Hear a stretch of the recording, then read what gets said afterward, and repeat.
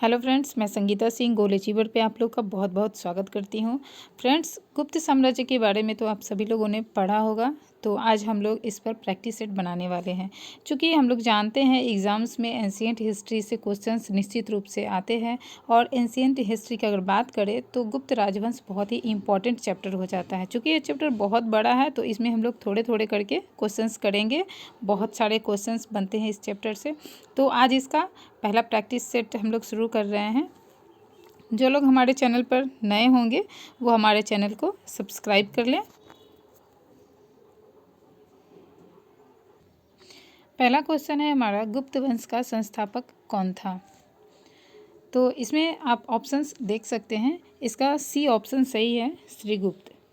श्रीगुप्त जो है गुप्त वंश का संस्थापक था।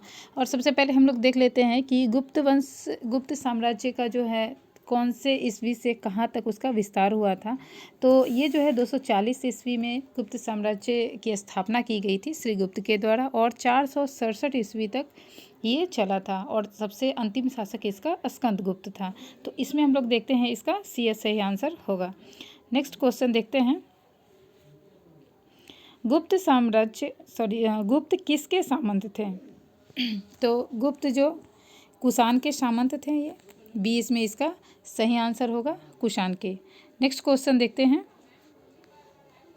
गुप्त वंश कि किस शासक ने सर्वप्रथम महाधिराज की उपाधि धारण की थी। कौन सा ऐसा शासक था। देखिए, पहले के जो वंश चला करते थे, जो साम्राज्य होते थे, वहाँ के जो शासक होते थे, वो उनका जो एक्चुअली में जो नाम होता था उसके अलावा भी उन्हें उपाधि दी जाती थी अलग अलग कार्यों के द्वारा, या अलग अलग ज़रूरतों पे, जैसे कि कभी युद्ध जीतने के बाद, किसी चीज़ की स्थापना करने के बाद उन्हें जो है एक अलग उपाधि दिया जाता था। तो वही इसमें पूछा जा रहा है कि महाधिराज की उपाधि धारण किसने की थी। तो ये है चंद्रगुप्त। चंद्रगुप्त प्रथम जो है सर्वप्रथम महाधिराज की उपाधि धारण की गई थी। नेक्स्ट क्वेश्चन देखते हैं। देखिए, इसमें जो है सुमेलित करने वाला है, आपको सूची 1 को सूची 2 में सुमेलित करना है। तो आप यहाँ पर वीडियो को पॉज करके देख लीजिए। तो इसमें जो है इसका सही आंसर ये होगा। प्रयाग प्रशस्ति अभिलेख समुद्रगुप्त का उसमें उल्लेख मिलता है। विल्सड अभिलेख में कुमारगुप्त के बारे में है। भीतरी अभिलेख में स्कंदगुप्त के बारे में है, और मंदसौर लेख में हर्षवर्धन के बारे में है। देखिए, प्रयाग प्रशस्ति जो है जो गुप्त साम्राज्य था, तो उसके सम्राट समुद्रगुप्त के दरबारी कवि हरिसेन के द्वारा ये रचित लेख था। और इस लेख को जो है समुद्रगुप्त के द्वारा 200 ईस्वी में कौशाम्बी से लाए हुए जो अशोक स्तंभ था उस पर खुदवाया गया था। और दूसरा जो हम लोग देखते हैं विल्सड अभिलेख, तो इसमें जो है कुमारगुप्त के शासन की प्रथम तिथि जो है विल्सड अभिलेख से प्राप्त होती है, और अंतिम तिथि का अनुमान जो है इसके द्वारा चलाए गए चांदी के सिक्कों से पता चलता है। तीसरा है भीतरी अभिलेख। तो ये जो है स्कंदगुप्त की वंशावली और पुष्यमित्र के द्वारा जो है हुनों से जो युद्ध किया गया था उसका विवरण इसमें देखने को मिलता है। चलिए, अगला क्वेश्चन हम लोग देखते हैं। शासन के दौरान निम्नलिखित में ऐसा व्यक्ति कौन था जो एक महान गुप्त शासन के दौरान, गुप्त साम्राज्य वंश का जो शासन चल रहा था इसके दौरान ऐसा कौन सा व्यक्ति है जो एक महान खगोल विज्ञानी और गणितज्ञ भी था। खगोल वैज्ञानिक भी था और गणितज्ञ भी था। तो इसमें जो है आर्यभट्ट इसका सही आंसर होगा। और ये जो है विश्व के ज्योतिष सिद्धांत पर भी इनका बहुत प्रभाव रहा है। Next question. गुप्त शासकों की सरकारी या दरबारी भाषा क्या थी। कौन सी भाषा थी इनकी सरकारी या दरबारी भाषा। तो डी थी, संस्कृत। संस्कृत इनका दरबारी भाषा था। नेक्स्ट, इतिहासकार बीए स्मिथ ने किसकी विजयों से प्रभावित होकर उसे भारत का नेपोलियन कहा था। तो इसमें इसका सही आंसर कौन सा हो जाएगा, समुद्रगुप्त। ये तो हम लोग बचपन से पढ़ते आ रहे हैं, भारत का नेपोलियन किसे कहा जाता है, समुद्रगुप्त को। तो डी इसमें इसका सही आंसर हो जाएगा। नेक्स्ट, गुप्त राजवंश का वह कौन सा राजा था जिसने हुनों को भारत पर आक्रमण करने से रोका था। तो हुनों का आक्रमण सबसे लास्ट में होता है। गुप्त वंश का जो सबसे अंतिम शासक होता है स्कंदगुप्त, इसके शासन के दौरान हुआ था। और इसी ने उससे हुनों से युद्ध करने के बाद एक उपाधि भी धारण की थी जिसे विक्रमादित्य की उपाधि कहा जाता है। तो इसमें इसका सही आंसर हो जाएगा सी। नेक्स्ट क्वेश्चन है, गुप्त राजवंश किस लिए प्रसिद्ध था? ऑप्शंस आप देख सकते हैं। तो इसमें जो इसका सही आंसर होगा, कला एवं स्थापत्य के लिए गुप्त राजवंश प्रसिद्ध था। ए इसमें इसका सही आंसर हो जाएगा। नेक्स्ट क्वेश्चन है, अजंता कलाकृतियाँ किससे संबंधित है? अजंता कलाकृतियाँ किससे संबंधित है? तो ये सी इसमें सही आंसर होगा।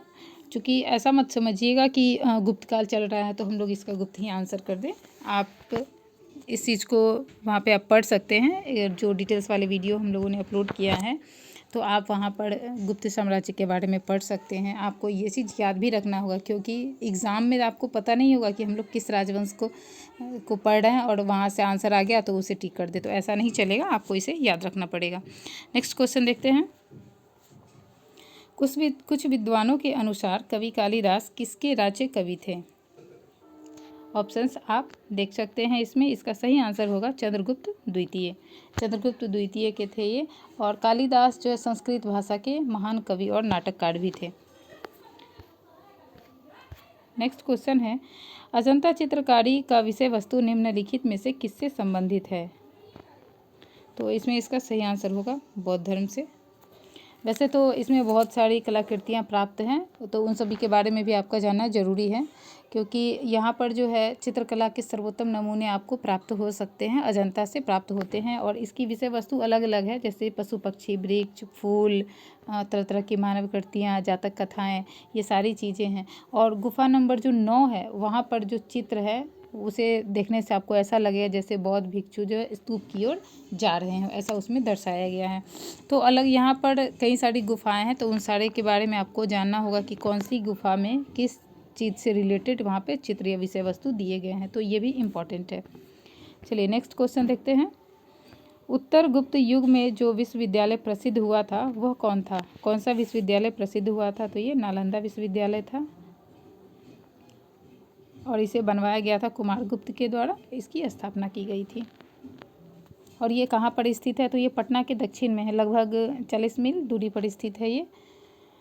और इसकी इस स्थापक के बारे में मैंने बता ही दिया, कुमारगुप्त के द्वारा इसकी संस्थापना की गई थी, और कुमारगुप्त को शक्रादित्य की उपाधि भी दी गई थी। ये भी इम्पोर्टेंट है, याद रखिएगा, क्वेश्चंस आते हैं कि शक्रादित्य की उपाधि किसे दी गई थी, तो वो थे कुमारगुप्त प्रथम। नेक्स्ट क्वेश्चन, एरन अभिलेख का संबंध किस शासक से है? एरन अभिलेख का संबंध किस शासक से है? तो ये हैं भानुगुप्त। भानुगुप्त से संबंधित है, और इसमें जो है मध्य प्रदेश के सागर जिले में स्थित है। ये एरन नामक एक स्थल है, ऐतिहासिक स्थान है जो मध्य प्रदेश के सागर जिले में स्थित है। और यहाँ पर प्राचीन सिक्कों पर इसका नाम एरिकरन लिखा गया था। जो प्राचीन सिक्के पाए गए हैं उस पर एरिकिन लिखा गया था। नेक्स्ट, फाहियान किसके शासनकाल में भारत आया था? ये क्वेश्चन तो रटाया सा है, आप सभी को पता होगा कि फाहियान किसके शासनकाल में आया था। तो ये चंद्रगुप्त द्वितीय के शासनकाल में आया था, और ये चीनी यात्री था, काफ़ी समय तक ये भारत में रहा था। नेक्स्ट क्वेश्चन,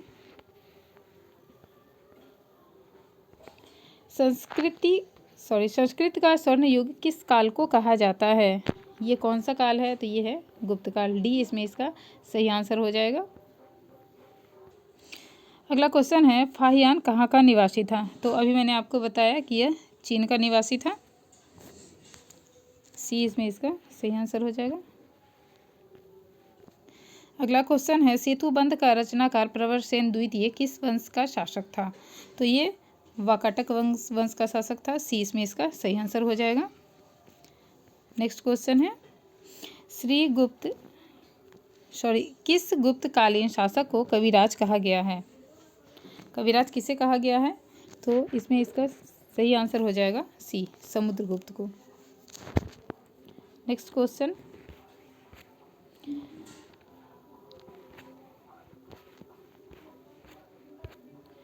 स्कंदगुप्त को किस स्तंभ लेख में शक्रोपम कहा गया है?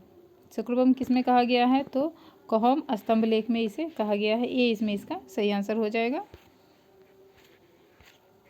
नेक्स्ट है, श्रीलंका के राजा मेघवर्मन ने किस स्थान पर भगवान बुद्ध का मंदिर बनवाने के लिए समुद्रगुप्त से अनुमति मांगी थी? तो इसमें इसका सही आंसर हो जाएगा बी, बोधगया में। और इसे अनुमति दी भी गई थी, फिर बाद में मंदिर बनाया गया था। नेक्स्ट क्वेश्चन है, मंदिर निर्माण कला का जन्म सर्वप्रथम कब हुआ था? तो इसका सही आंसर हो जाएगा गुप्त काल में हुआ था। नेक्स्ट है, चंद्रगुप्त द्वितीय ने विक्रमादित्य की उपाधि कब धारण की थी? सही आंसर हो जाएगा शकों का उन्मूलन करने के बाद। गुप्त काल के सर्वाधिक लोकप्रिय देवता कौन थे? तो विष्णु थे। ए इसमें इसका सही आंसर हो जाएगा। नेक्स्ट क्वेश्चन है, चंद्रगुप्त द्वितीय में अपनी किस विजय की खुशी में चांदी के विशेष सिक्के जारी किए थे? तो सी इसमें इसका सही आंसर हो जाएगा। यही शकों को पराजित करने के बाद जो है चंद्रगुप्त द्वितीय ने चांदी के सिक्के जारी किए थे। नेक्स्ट क्वेश्चन है, महरौली स्थित लौह स्तंभ का निर्माण किस सदी में हुआ था? सही आंसर इसका हो जाएगा चतुर्थ सदी में। और इसका निर्माण जो है दिल्ली में किया गया था, कुतुब मीनार के निकट में। और ये एक बहुत ही विशाल स्तंभ है। और वैसे तो कहा जाता है कि चंद्रगुप्त विक्रमादित्य ने इसका निर्माण कराया था, लेकिन कुछ विद्वानों के अनुसार ये भी कहा जाता है कि इसका स्थापना जो है 912 ईसा पूर्व में हुआ था। और ये इसमें इम्पॉर्टेंट बात ये है कि इस स्तंभ की ऊंचाई 7 मीटर है। और पहले यहाँ पर जो है हिंदू और जैन मंदिर का ये भाग था, लेकिन 13वीं सदी में जो है कुतुबुद्दीन ऐबक ने इस मंदिर को नष्ट करके कुतुब मीनार की स्थापना की थी। और कुतुब मीनार में जो है 98% इस स्तंभ में 98% लोहे की मात्रा होने की वजह से इसमें अभी तक जंग भी नहीं लगी है। तो ये एक बहुत बड़ी बात है। नेक्स्ट क्वेश्चन देखते हैं, चीनी यात्री फाहियान और वेनसांग ने किन किन राज्यों को देखा है? इसका क्रम बताना है आपको। तो इसमें इसका सही आंसर हो जाएगा डी, चंद्रगुप्त द्वितीय और हर्षवर्धन, इन दोनों का राज्य इन्होंने देखा है। नेक्स्ट क्वेश्चन है, धन्वंतरी कौन थे? ऑप्शंस आप पॉज करके देखिए और फिर आप खुद से आंसर करिए। कोई चीटिंग मत करिएगा, क्योंकि परेशानी आपको ही होगी। तो इसमें इसका सही आंसर हो जाएगा चंद्रगुप्त द्वितीय के दरबार के नवरत्नों में से एक थे, और ये एक चिकित्सक थे। तो चंद्रगुप्त के दरबार में 9 रत्न थे, ये सभी आपको पता है, ये सभी को पता है, लेकिन ये कौन कौन थे तो इसके बारे में भी आप जान लीजिए। जैसे धन्वंतरी, छप्पनक, अमर सिंह, शंकु, बेताल भट्ट, खटकपर और कालिदास हुए, वरामिहिर और वररुचि, ये 9 नवरत्न थे चंद्रगुप्त मौर्य के दरबार में, चंद्रगुप्त द्वितीय के दरबार में। नेक्स्ट क्वेश्चन देखते हैं, गुप्तकालीन शासन प्रणाली किस प्रकार की थी? तो ये राजतंत्रात्मक थी, राजा का बेटा ही फिर राजा बनता था। तो ऐसे प्रणाली को राजतंत्रात्मक प्रणाली कहते हैं। तो ये राजतंत्रात्मक प्रणाली थी गुप्तकालीन प्रणाली। नेक्स्ट क्वेश्चन देखते हैं, चीनी यात्री फाहियान द्वारा रचित ग्रंथ